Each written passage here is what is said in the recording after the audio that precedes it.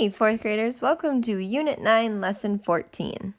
Today we're just going to do some practice problems working with these new skills we've learned where we have fractions that have unlike denominators to begin.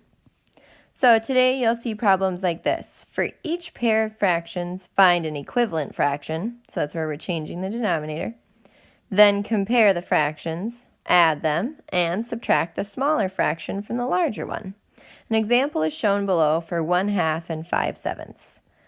All right, so the first thing they did is figure it out that in order to change them to a common denominator, they had to use the denominator 14. So they took 2 times 7 to get 14, and that's how they got the new numerator as well, with 1 times 7. And then for 5/7, they would have taken 7 times 2 and 5 times 2. So then they were able to easily compare and figure out that 10 is closer to the whole 14 than 7 is. So that makes 5/7 the greater fraction.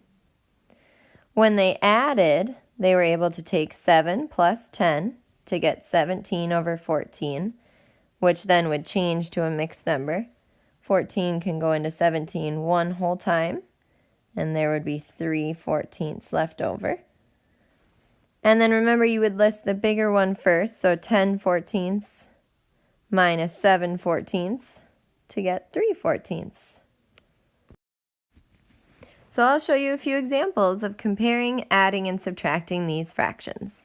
So starting with 5/8 and 4/7.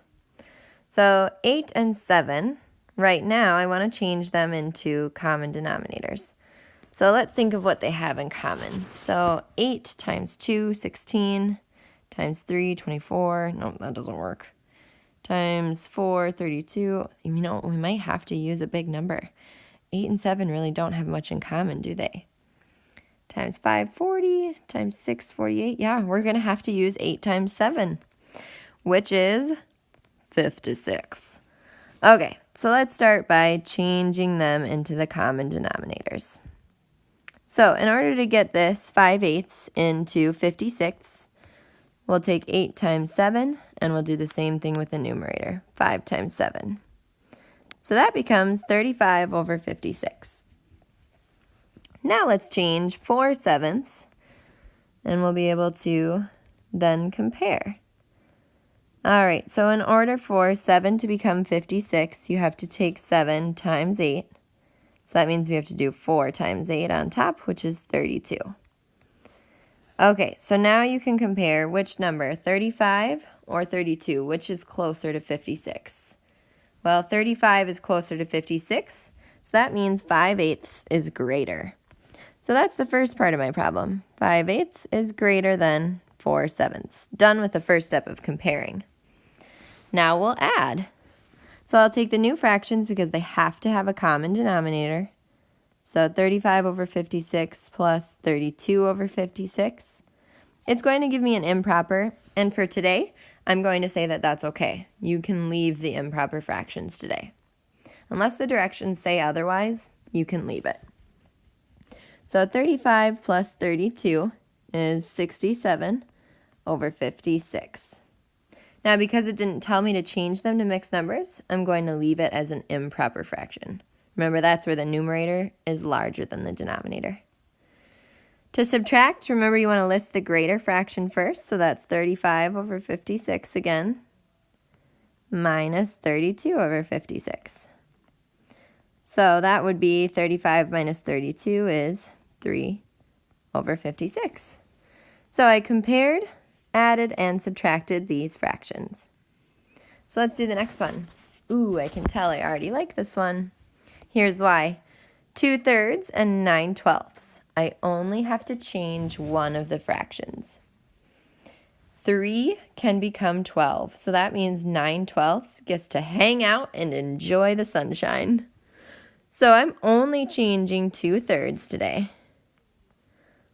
And I'm changing it into 12ths. That is really nice when one of the fractions is already ready.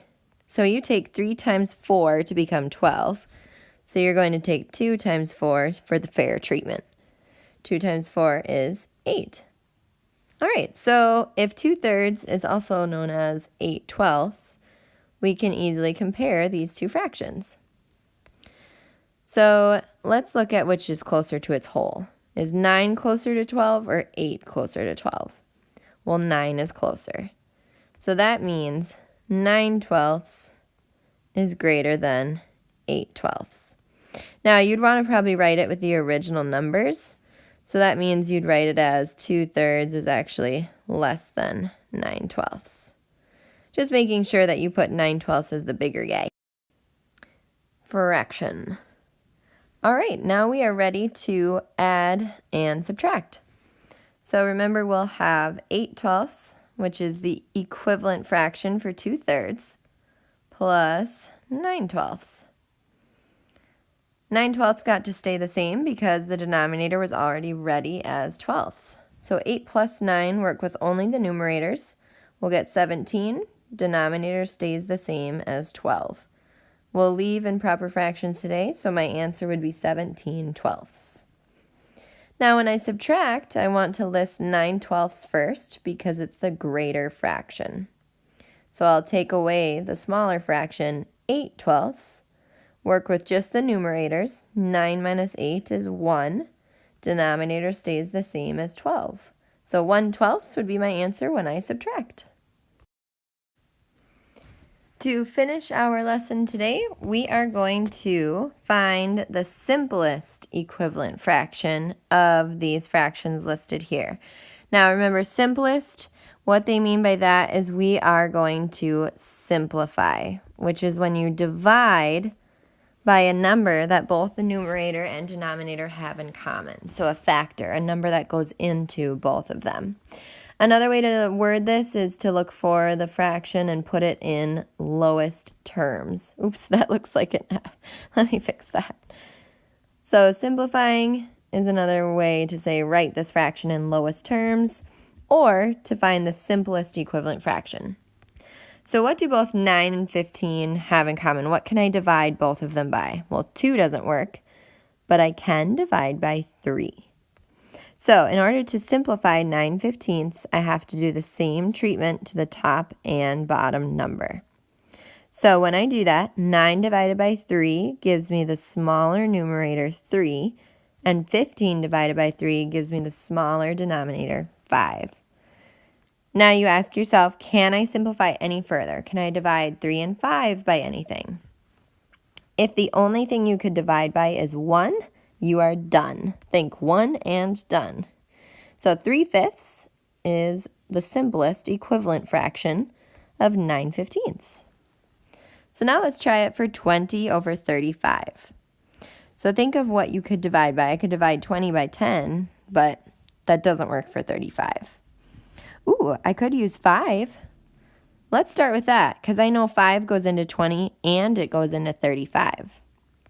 So remember, whatever you do on the top fraction, the numerator, you must also do the same treatment on the denominator. Fractions are all about treating fairly. Fair fractions. So 20 divided by 5 gives me the new numerator of 4. And 35 divided by 5 gives me the new denominator 7. So, can I go any further? Nope. The only number I could divide 4 and 7 by is 1. And 1 and done. So 4/7 is the simplest equivalent fraction of 20/35. On your ticket today, 4th graders, you'll be comparing, adding, and subtracting these fractions, 5/8 and 2/3.